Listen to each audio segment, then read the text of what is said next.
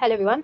நிறைய பேருக்கு வந்து கனரா பேங்க் அப்ரென்டிஸோட கால்ஸ் ரிசீவ் ஆகல அப்படின்னு சொல்லியிருந்தீங்க. ஸோ நிறைய பேருக்கு கால்ஸ் இன்னும் வரல. நாங்களும் வெயிட் லிஸ்ட்டில் தான் இருக்கோம். ஸோ உங்கள் பெர்சன்டேஜ் அண்ட் உங்களோட டிவி டேட் எல்லாமே ஷேர் பண்ணியிருந்தீங்க. ஸோ உங்களுக்குலாம் இன்னும் கால் ரிசீவ் ஆகலன்னு. ஸோ கண்டிப்பாக கால் ரிசீவ் ஆகும். ஸோ 80 to 85 ப்ளஸ் நீங்கள் உங்களோட பெர்சன்டேஜஸ் இருக்கனாலே உங்களுக்கு கண்டிப்பாக கால் ரிசீவ் ஆகும். ஒன்றும் இல்லை, அது கொஞ்சம் டிலேவாக இருக்குது. ஃபர்ஸ்ட்லேருந்து கால் பண்ணிட்டு வராங்க இல்லையா? ஸோ பேலன்ஸ்க்கு இன்னைக்கு பண்ணுவாங்க. நாளைக்கு கால் பண்ணவும் நிறைய சான்சஸ் இருக்குது.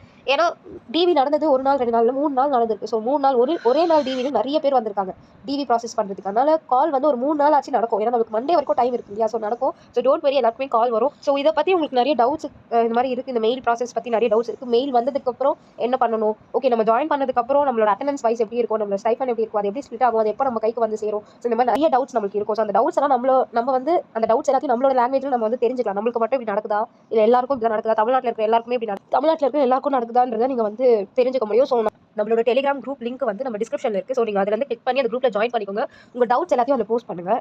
ஸோ என்னோட சேனலில் மோஸ்ட்டாக பேங்கிங் ஆஸ்பிரன்ஸ் பார்க்குறதுனால பேங்கிங் ரிலேட்டடாக நிறைய நான் கொண்டு வருவேன். ஸோ பிடிஎஃப்ஸாக இருந்தாலும் சரி, நிறைய மெட்டீரியல்ஸ் மார்க்ஸ் எல்லாமே நான் கொண்டு வருவேன். ஸோ எது பெஸ்ட்டு, எது அன்வான்டட்ன்றதை கூட நான் உங்களுக்கு மென்ஷன் பண்ணுவேன். ஸோ அந்த குரூப்பில் ஜாயின் பண்ணிக்கோங்க.